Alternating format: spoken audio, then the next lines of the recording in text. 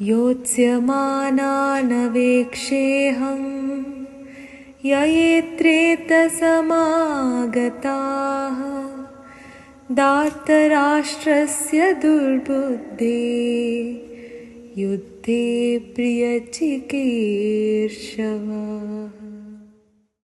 ಇಲ್ಲಿ ಅರ್ಜುನ ಶ್ರೀಕೃಷ್ಣನೊಡನೆ ಹೇಳುತ್ತಿದ್ದಾನೆ, ದೇವ, ಇಲ್ಲಿ ಕೌರವರ ಪಕ್ಷವನ್ನಾಂತು ಯುದ್ಧೋನ್ಮುಖರಾಗಿ ಯಾರ್ಯಾರು ಬಂದಿದ್ದಾರೆ ಎಂದೊಮ್ಮೆ ನಾನು ನೋಡಲು ಬಯಸುತ್ತೇನೆ.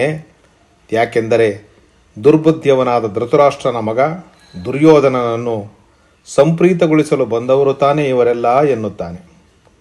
ತಂದೆಯಾದ ಧೃತರಾಷ್ಟ್ರನನ್ನು ಒಪ್ಪಿಸಿ ತನ್ನ ದುಷ್ಟ ಯೋಜನೆಗಳಿಂದ ಪಾಂಡವರಿಗೆ ರಾಜ್ಯವನ್ನು ದೊರಕದಂತೆ ಮಾಡುವುದೇ ದುರ್ಯೋಧನನ ಹುನ್ನಾರ ಎಂದು ಎಲ್ಲರಿಗೂ ತಿಳಿದದ್ದೇ.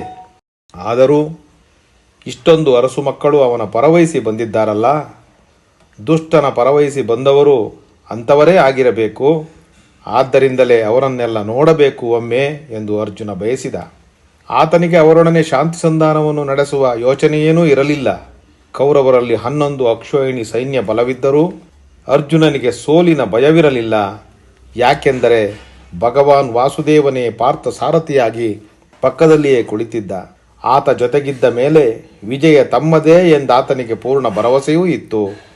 ತಾನು ಎದುರಿಸಬೇಕಾದ ಶತ್ರು ಸೈನ್ಯದ ಬಲಾಬಲದ ಅಂದಾಜು ಪಡೆಯುವುದು ಮಾತ್ರ ಪ್ರಾಯಶಃ ಆತನ ಉದ್ದೇಶವಾಗಿತ್ತು ಎಂದೆನಿಸುತ್ತದೆ.